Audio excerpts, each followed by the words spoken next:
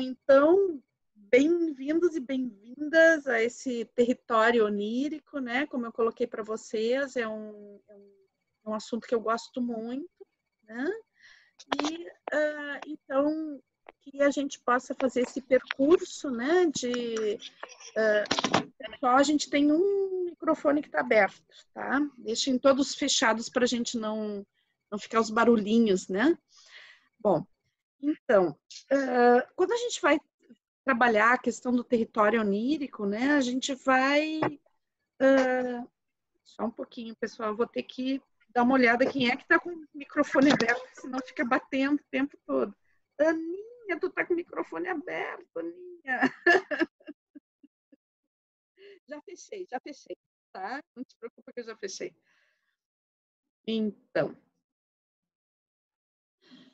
Então, acho que a primeira coisa, né, a gente poder olhar para esse... Por que chama território onírico e não o território dos sonhos, né? Porque na nossa cultura, a gente... quando a gente fala de sonhos, muitas vezes a gente fala assim de algo que eu gostaria, que é um desejo, né? Então, eu falo de desejo como se fosse a mesma coisa que o sonho, né? Então, essa palavra sonho na nossa cultura, ela às vezes parece algo que está relacionado com outra coisa que não seja o universo onírico. Então, o nosso propósito é trabalhar com o universo onírico, né? Claro que esse universo ele tem muitas vezes ele está relacionado também com desejos, né? Mas não são desejos concretos e que a consciência domina. Eles são desejos muito secretos, muitas vezes, né? E que vêm comunicados, né? Por esse mecanismo do sonho, né? Por essa dinâmica dos sonhos para a consciência. Então, quando a gente dorme, a gente sonha, ok? A gente sempre sonha quando a gente dorme. Tem vários períodos dentro do sonho, tem um período que a gente vai estar com as ondas cerebrais mais lentas, então a gente tem um sono mais profundo e não sonha muito nesse período. Depois tem a parte do sonho que a gente chama de sonho REM, né? Onde nessa parte vem muitos sonhos e são períodos, né? São períodos desse tipo de funcionamento em nível orgânico cerebral, né? E que vão possibilitar, então, como eles são mais longos, então até histórias bem compridas, né? Que são as histórias dos nossos sonhos, né? Esses enredos, essas histórias, né?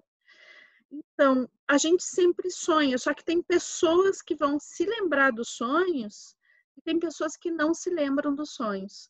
Mas mesmo quem não se lembra, sonha, né? O que faz a gente lembrar e o que não lembrar? Os sonhos são como... Dificilmente a gente lembra do sonho completo, tá? Claro, a gente pode treinar para se lembrar cada vez mais, cada vez com mais a extensão cada vez maior dos sonhos, né? Mas, em geral, a gente pega frações dos sonhos, né? Partes dos sonhos. Então, é como que quando a gente sonha, a gente abre uma caixinha, né? Uma caixinha, um baú, uma caixinha de tesouros, né? E vem para fora um monte de tesouros. Eu estou usando aqui uma coisa bem metafórica, né? Então, vem esses tesouros para fora. Quando a gente acorda, né? É como se essa caixinha fechasse. E o que vem, o que é retido, né? É uma partezinha dessa caixinha que se abriu. Isso que vem para fora a gente chama de emanações, né? A gente pode chamar de emanações. E quando a gente lembra, é como se a gente retesse uma parte dessas emanações. Então, os sonhos, né, dentro da nossa cultura atual, né, da sociedade de consumo, mundo ocidental, hiperracional, muito ligado na questão de ter que cumprir objetivos, de ter que ir para fora, de ter que dar conta com um monte de coisas, e vendo tudo que não tem uma comprovação científica baseada na matemática, em dados, né? Acaba sendo menos validado. Então, nos últimos séculos, os sonhos começaram a perder o seu lugar dentro da sociedade e da tomada de decisões, e o olhar para o sonho começa a ser menos valorizado. Então, ao ponto de que hoje a gente muitas vezes acha que o sonho é uma bobagem, as pessoas não realmente perderam sua atenção aos sonhos. Muitas vezes, para uma pessoa realmente olhar para um sonho, é quando o sonho vem com muita violência, né? Como um conteúdo muito forte, muito potente, tanto da forma negativa como da forma positiva, né? Tanto o pesadelo como o sonho prazeroso, quando ele vem muito impactante, a pessoa dá uma olhadinha, né? Mas, em geral, as pessoas nem estão muito atentas nem para lembrar, nem para entender o que quer dizer, né? Parece que existem também assim uma coisa um pouco superficial no entendimento, então tem alguns manuais que dizem que isso é aquilo, que aquele outro é aquele outro, né? Então, assim, como se os sonhos fossem símbolos que não fossem dinâmicos, né? Então, se eu sonho com, lá sei eu, com uma águia, então é porque, lá sei eu, tenho vontade de liberdade, não sei, tô chutando uma coisa, né? Então, na realidade, por exemplo, se eu sonho com uma águia, para uma pessoa vai significar uma coisa, para outra pessoa vai significar outra. E é importante para a gente interpretar a mensagem do sonho, que se entenda o que significa essa águia dentro do contexto, a sequência dos sonhos, né? Então, se esse símbolo vem se manifestando em outros sonhos ou não, né? Então, às vezes, por exemplo, eu posso sonhar com uma águia, mas em outro sonho eu sonho com outra que eu estou voando, ou eu sonho com um pássaro, ou eu sonho com um ar, com o elemento ar. Então, eu posso ter vários símbolos falando da mesma coisa, ou ter um símbolo que vá se repetir várias vezes.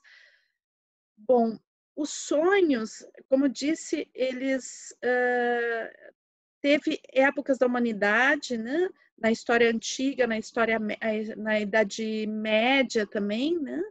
Que a gente vai ter culturas que vão prezar e vão prestar atenção para os sonhos. Então, é só recentemente, né, que tem a ver com toda essa parte de quando a gente começa a trabalhar a ciência de uma forma mais sistemática, né? E vai ter toda essa ligação com o mecanicismo, que os sonhos vão perdendo o seu valor dentro da cultura.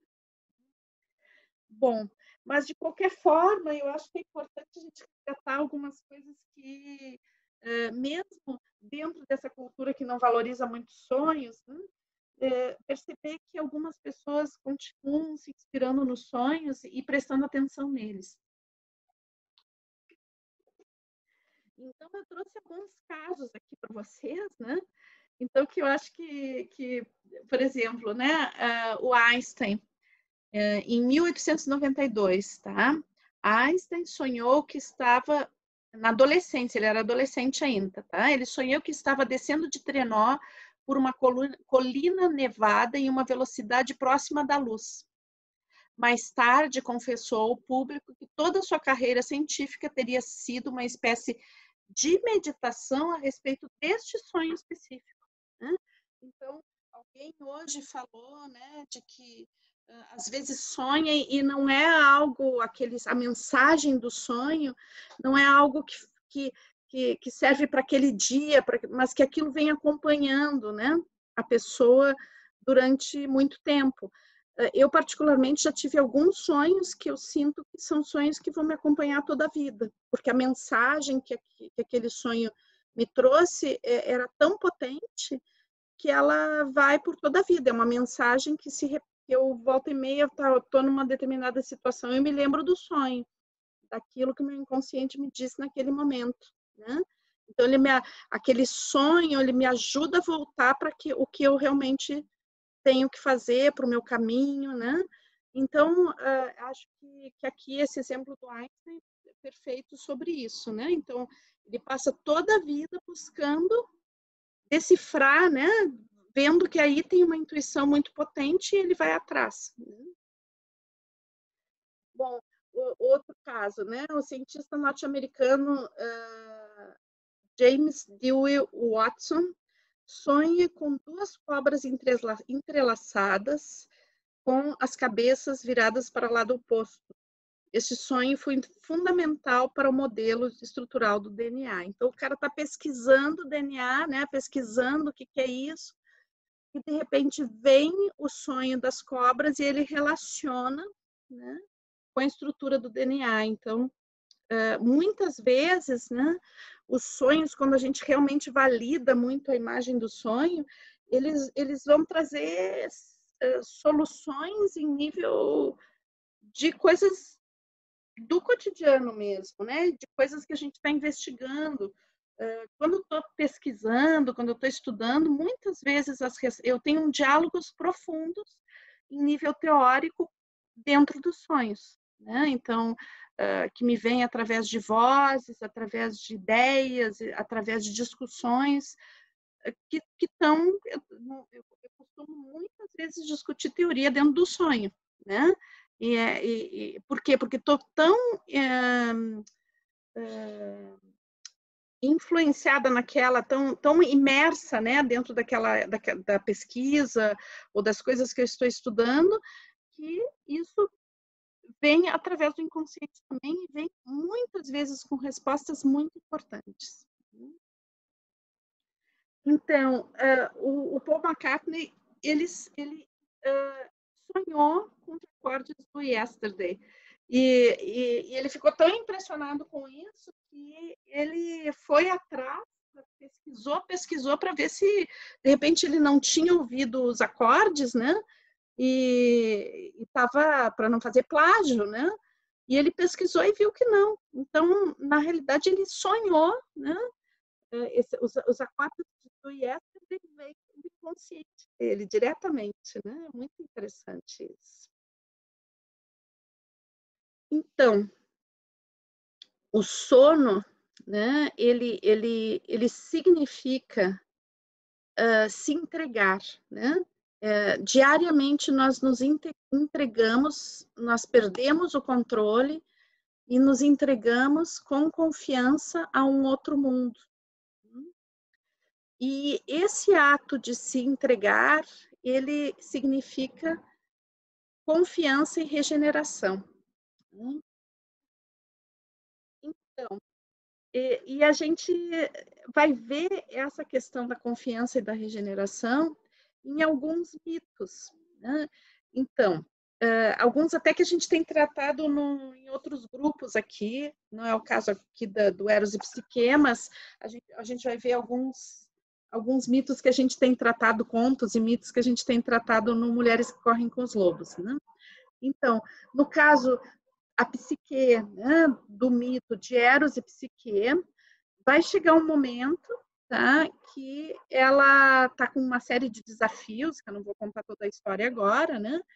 Mas um determinado momento chega a Afrodite para ela e diz assim: se tu quer ver a Eros de novo, porque ela tinha perdido o contato com Eros, né? Se tu quiser ver Eros de novo, a Afrodite era a mãe de Eros e estava fazendo de tudo para eles não se verem de novo. Então, tu vai ter que separar. Ela levou a Psique para uma sala enorme, cheia de sementes misturadas, né? E pediu para a Psique, disse assim: olha, se tu quiser ver ele de novo, essa noite, dentro de algumas horas, tu tem que separar essas sementes. E era uma quantidade industrial de sementes impossível de separar, né? E a Psique fica absolutamente desesperada, dizendo, não vou conseguir fazer, né? E daí, nesse momento, chega uma formiguinha e diz assim, não se preocupa, né? Dorme, dorme, que quando tu acordar, vai estar tudo separado. E daí a psique dorme profundamente, e daí a formiguinha chama o formigueiro, né? E o formigueiro separa em poucas horas todas as sementes.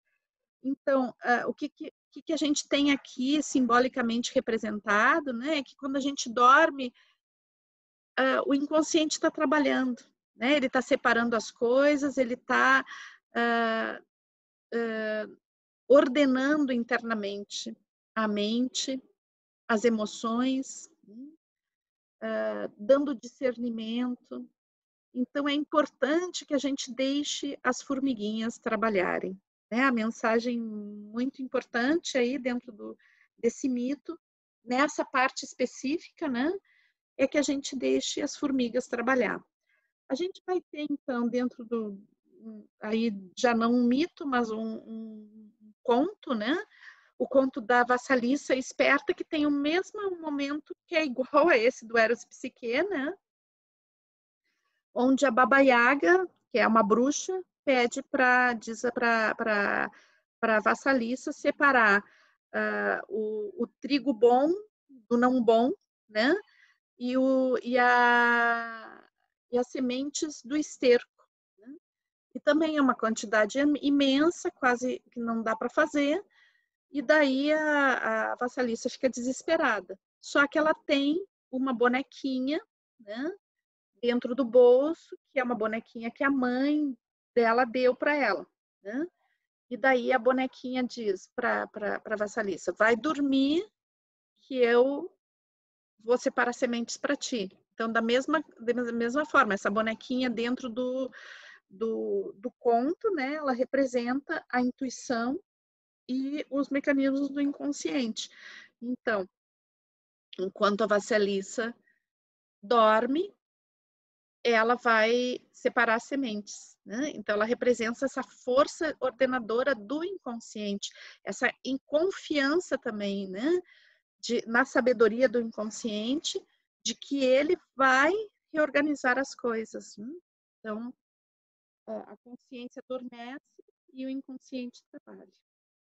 E depois a gente tem até que a gente trabalhou essa semana, para quem está nesse grupo também, a gente tem dentro do livro do Mulheres que Correm com os Lobos, a gente tem a história da mulher esqueleto, né? Então, que tem toda uma história de um esquimó que pesca um esqueleto, né? E daí ele limpa, ajeita o esqueleto e vai dormir. Né? E nesse momento, esse esqueleto, que é o esqueleto de uma mulher, né? Vai lá e toma o coração desse esquimó nas mãos e começa a bater como um tambor. Né? E isso faz com que esse esquimó ele abra o seu coração à ternura. Né? Então, outro exemplo assim, né, de que é necessário a entrega profunda para que a gente possa contatar com os elementos internos. Aqui, no caso, dentro da psique masculina, né, esse contato com a sensibilidade, com a ternura, com a entrega. Okay? Então,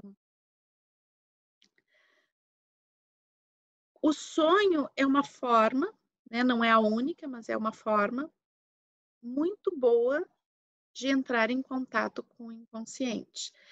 Então, algumas linhas da psicologia, elas vão ver o inconsciente com com um certo receio, né? Então, e às vezes também socialmente a gente vê o inconsciente com certo receio, tipo, as forças que estão no inconsciente são forças instintivas e a gente, muitas vezes na nossa cultura, a gente tem uma visão negativa do instinto, então, lá dentro de mim tem um monstro, né? E o que eu tenho que fazer é controlar esse monstro. Então, a visão que o Jung trouxe para a gente é uma visão diferente, que eu acho uma visão muito bonita, né? É do inconsciente como um sábio. A gente tem uma sabedoria primordial no inconsciente, né? E que o sonho nos dá acesso a essa sabedoria. Agora, claro, ele não nos dá acesso de uma forma direta, né? Então, ele vai utilizar um mundo simbólico e arquetípico para falar, né? Então, quanto mais eu validar o sonho, olhar para ele, começar a interagir com esses símbolos, criar em cima desses símbolos, mais eu vou ter condições de compreender essa mensagem. Eu entendo que os sonhos como grandes presentes, né? Então, mesmo que a gente tenha um pesadelo e um sonho que nos assuste um pouco, eles sempre estão a serviço, são mensagens que estão a nosso serviço, né? Elas têm o intuito de nos proteger, de nos aconselhar, de nos acalmar, de nos dar uma posição sábia perante da vida. Os sonhos também, eles muitas vezes eles denunciam as nossas dissociações, eles preveem coisas que vão acontecer, né? O Siddhartha, esse autor que a Maria Amélia estava falando, né? Ele ele fala que na realidade os sonhos são tentativas de uma previsão, né? Um prognóstico do futuro, né? Então ele está te preparando para algo que está vindo. Ele vai acertar, às vezes sim, às vezes não, né? Mas ele é uma forma de programar para tu levar tua vida, para tu seguir adiante, né? Então os conselhos dos sonhos são conselhos muito importantes, só que daí a gente tem que saber decifrá-los, né? E daí a gente pode ter o mundo onírico como um oráculo, né? Como algo que nos aconselha realmente, que nos dá direções. São mensagens importantes de a gente ouvir, né? Se a gente vai concordar, se a gente vai aceitar isso 100%, bom, aí temos que optar, refletir, né? Agora, é importante ouvir, é importante validar a mensagem. São mensagens importantes? Sim, sempre são mensagens importantes. Não tem nenhuma mensagem que seja superficial ou banal. Então, muita atenção à validação dos sonhos, né? É importante que a gente saiba validar. E o próprio Siddhartha, ele fala que, na realidade, as pessoas, né? Outro dia eu estava assistindo uma entrevista com ele, ele diz que as pessoas não lembram os sonhos por falta de atenção. Então, quem não consegue lembrar os sonhos, né? Então, vamos experimentar estar mais atentos a esse mundo. E daí aqui a opinião de uma biodanceira, né? Eu acho que o sonho também é uma vivência, né? Então, aquilo que a gente experiencia nos sonhos tem uma conotação vivencial também. Então, isso significa que tem um aprendizado nos sonhos, que tem algo que eu experiencio, algo que eu posso aprender, algo que eu posso crescer a partir daquilo que eu experiencio.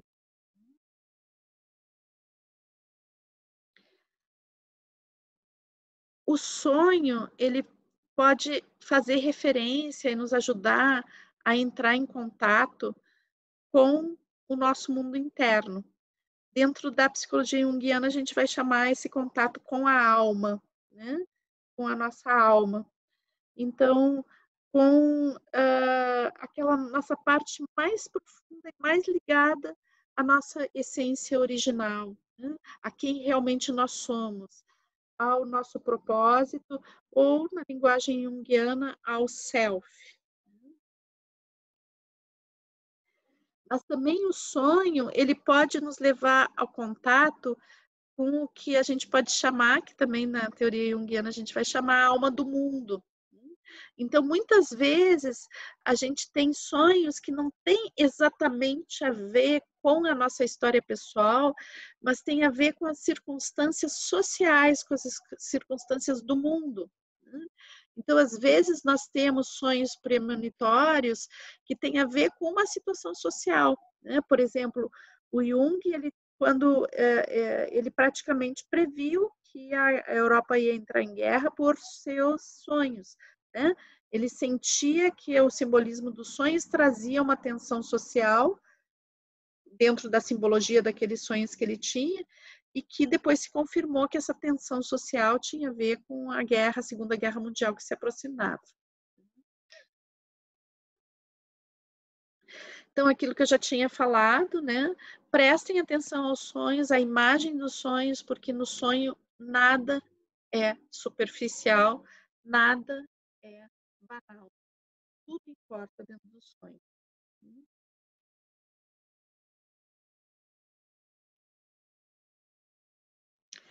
Então, tá, mas e daí, Mirces? Eu não me lembro dos sonhos. Tu tá falando que eu tenho que estar tendo que me lembrar, e daí como é que eu não. Como é que eu faço para lembrar dos sonhos? Né? Então, talvez aqui a gente tenha aqui no grupo grandes sonhadores, né? E talvez a gente tenha, como já foi manifestado por algumas pessoas, pessoas que sonham muito pouco, que não se lembram dos sonhos na realidade, né? Então, o lembrar dos sonhos é um exercício, né, de consideração pelo sonho, de atenção. Então, isso é a primeira coisa a ter consciência, né? E se eu não estiver atenta, se eu não valorizar, se eu não colocar minha atenção aí, possivelmente eu não vá me lembrar, ou vá me lembrar só de fragmentos e não acho importante, não consigo entender o que tem ali atrás. Né? Então, é importante que a gente tenha, que a gente assuma esses exercícios que devem ser feitos para a gente poder se lembrar. Né?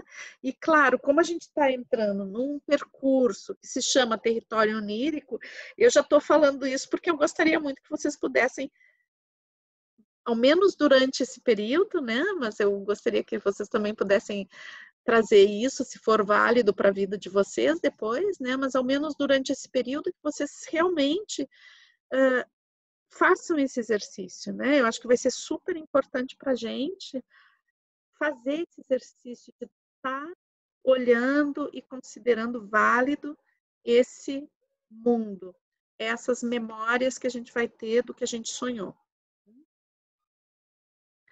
E daí, né, aqui a gente tem o sonhário, o caderninho dos sonhos, né? Que eu vou pedir, então, que vocês tenham um caderninho para anotar os sonhos, tá? Como é que a gente vai fazer? Vai ter esse caderninho do lado da cama, né? E eu vou contar um pouquinho como é que eu faço, tá? Então, o que vai fazer eu reter as imagens do sonho, né? Porque muitas vezes o sonho se desvanece assim em alguns segundos, né? Basta eu fazer alguma coisa, eu vou ali fazer um xixi, acordei, vou fazer xixi, eu vou tomar uma água, já sumiu, né? Então, a primeira coisa, tá? Que eu particularmente faço eu acordo, eu respiro e penso no sonho. Antes de escrever, eu ainda penso no sonho. Né? Por quê? Porque quando eu penso no sonho, né, eu retenho já na consciência a história dele, tá? Daí, bom, se de repente estou urgente que tenho que tomar uma água, urgente ir ao banheiro, daí eu já tenho isso retido. Mas se, de preferência, deixar, se for possível, não é sempre que é possível, né? Deixar para depois, né, ir ao banheiro, tomar água, etc., e já anota, né? Se não for possível, já está retido, ou menos, talvez se perca, mesmo retido, se perca aí nessas ações alguma coisa, tá? Então, o melhor é ainda na cama já anotar. Mas, se não, façam isso. Contem a história para vocês, que ela já fica bastante retida na memória, né?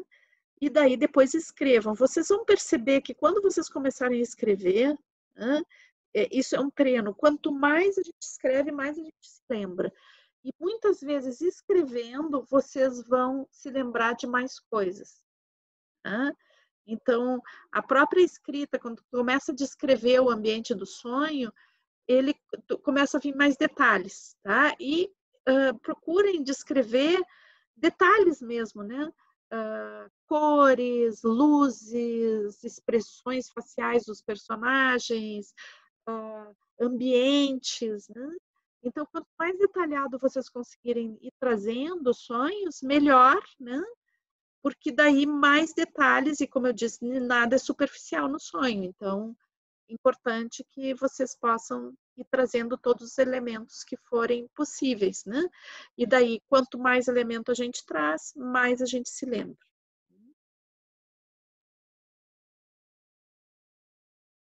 Bom, daí então, como é que a gente vai preparar isso? Vocês já têm o caderninho do lado da cama, né? Então, quando vocês forem deitar, né? Lá vai começar a noite, né? Então, vocês vão ir dormir. Uma coisa que vocês podem fazer, que geralmente dá bastante certo, né? É pedir o sonho.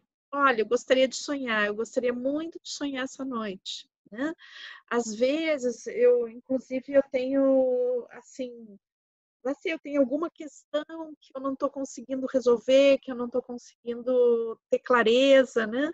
Às vezes eu peço que o sonho me aconselhe, né? Porque às vezes vêm as respostas também. Mas se não tem nenhuma situação desse tipo, simplesmente peço, eu gostaria de sonhar, eu quero me lembrar do sonho. Por favor, quero me lembrar do sonho.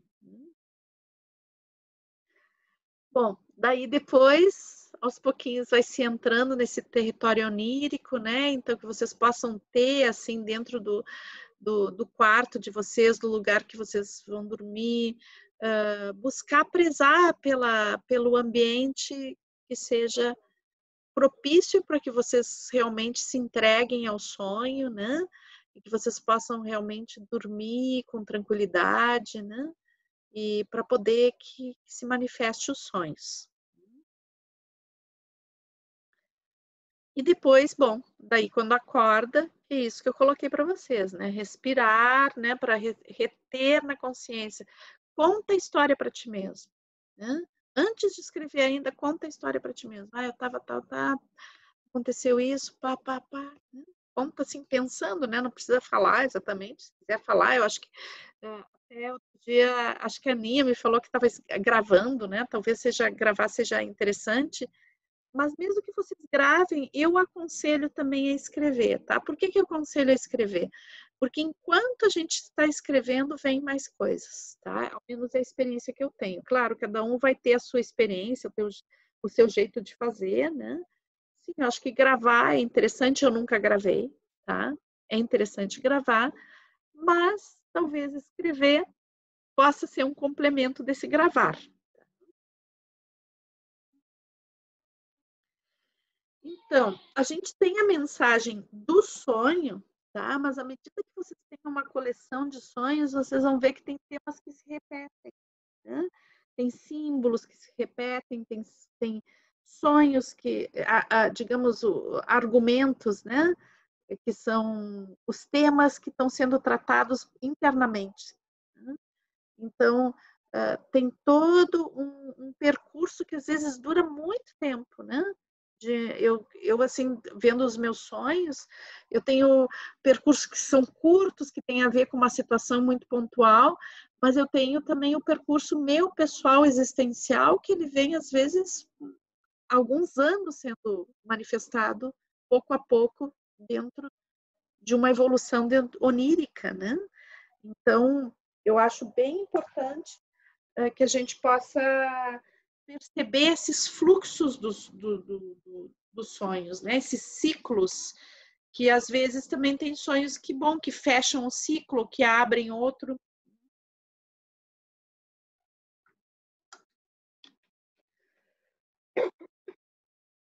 Desculpe, eu estava bebendo um pouquinho de água.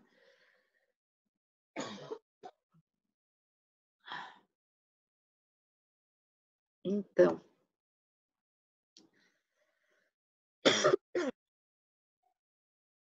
Então, busquem observar qual é os elementos que se repetem. Por exemplo, quando comecei a escrever escrevi o primeiro livro, depois o segundo, a partir do momento que eu decidi me dedicar para escrever, a presença de livros nos meus sonhos é muito constante, né? Às vezes eu tenho períodos que eu sonho muito, muito, muito com livros.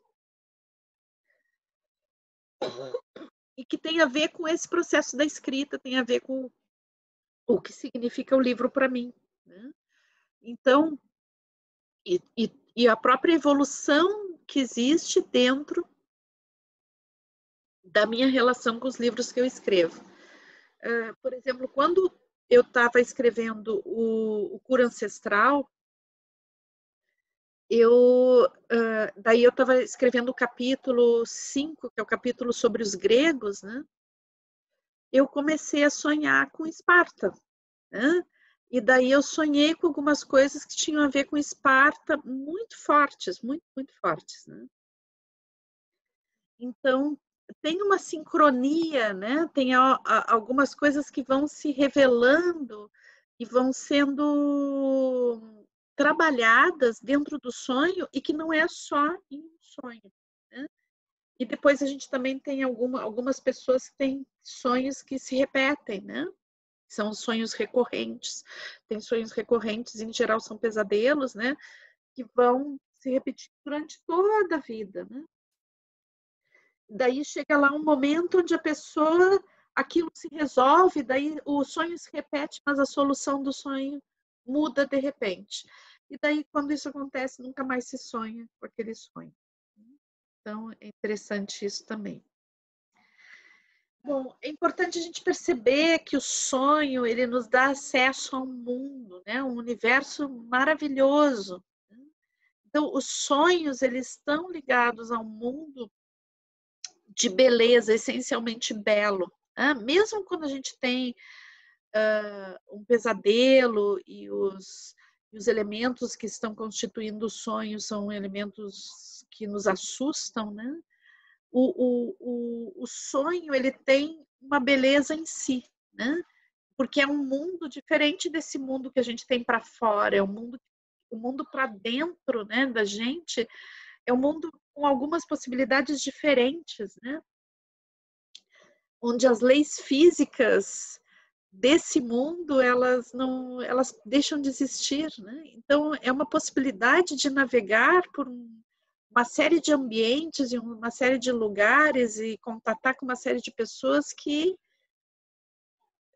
o nosso mundo cotidiano muitas vezes não vai, né? Nossa vida aí nessa dimensão que a gente chama de realidade, né? Ou mundo externo, não nos dá acesso. Né? Então, é claro que são dois mundos que estão em diálogo, né? Mas a essência do sonho está ligada à beleza. Também a essência do sonho está ligada à criatividade. Então, sonhar é também um ato criativo por excelência, né? E a gente vai ver, isso é uma coisa que eu quero muito ajudar vocês a contatar, né? A gente vai ver que uma série de artistas, né? Eles vão, e também cientistas, a gente viu Einstein, né? Mas eu gostaria de dar uma ênfase especial aos artistas, né? O quanto existem criações que estão ligadas a esse território onírico, né? Então, onde existe um mundo de possibilidades que aparentemente parecem impossíveis, né? Mas que vem através de imagens, principalmente, né? E aqui é importante a gente perceber que as imagens, quando Jung vai falar de imagem, nem sempre é uma imagem. Por exemplo, a gente pode ter uma imagem de uma música, como aconteceu com Paul McCartney, né? Então, isso são considerados imagens, né? Mas não é uma imagem concreta como imagem, né? Ela é um som, mas é considerado como uma imagem. Né? Então, ver essas relações com a criatividade. Então, tem algumas correntes da arte que estão muito ligadas ao mundo onírico, como é o caso do surrealismo, né? Ou do realismo fantástico, são correntes da arte, né? Que vão falar muito a respeito desse universo onírico. E claro que é interessante a gente perceber, né? Que uma coisa que nos afastou, né? Desse universo, da validação do universo onírico foi justamente o racionalismo, né? Essa coisa, essa tendência à racionalidade que a nossa cultura tem. Mas, por um lado, a partir de Einstein, né? E da lei da relatividade, né? O que a gente vai ver é que isso influenciou os movimentos artísticos, né? Então, daí a gente vai ver a representação da realidade começar a se dissolver em pequenos átomos, né? Os relógios se derreterem, como em Salvador Dalí, né? Então, de alguma forma, também a própria ciência, quando ela dá essa volta, né? E começa a questionar suas leis rígidas, ela começa a abrir para esse mundo onírico se expressar dentro da arte. Então, ao mesmo tempo que o racionalismo ele invalida o mundo onírico, o próprio avanço da ciência ele começa a abrir, né, para entrar dentro desse mundo, que foi o mais clássico disso tudo é a própria psicanálise, né, que vai começar a sua história com Freud analisando os sonhos dos pacientes. Né? Claro que depois tem toda uma discussão aí entre a visão da psicanálise e a visão de Jung, né, e de todos os seus seguidores. Então, que bom, são formas de ver, né? Mas a gente pode dizer que a partir do final do século XIX, início do século XX, a gente tem uma retomada, né, gradual de olhar para esse território, né, mas muito ainda no campo da arte, que eu acho que é somente nesses última década, talvez, que a gente começa a olhar e validar os sonhos como realmente um guia, né? E isso teve que passar aí 100 anos ainda para a gente poder olhar para isso e chegar hoje aqui e estar falando disso. Né? E daí, então, o que eu quero colocar para vocês, e daí dentro da teoria de biodança, né, que a gente vai falar que dentro da teoria de biodança, o Rolando Toro, o criador da biodança, ele vai falar que um aspecto do inconsciente é o luminoso, né? Ou seja, luminoso não é luminoso. Lumen quer dizer algo, uma energia que se manifesta, que tem um caráter inexplicável. E, em geral, os arquétipos, eles são luminosos, né? E quando a gente sonha, a gente tem contato direto com os arquétipos. Então, na realidade, a gente vai ter, né, o acesso ao luminoso a partir dos nossos sonhos. Para isso, o que tem que acontecer? A gente tem que validar esses sonhos, estar atento a eles, né? Cuidá-los com carinho.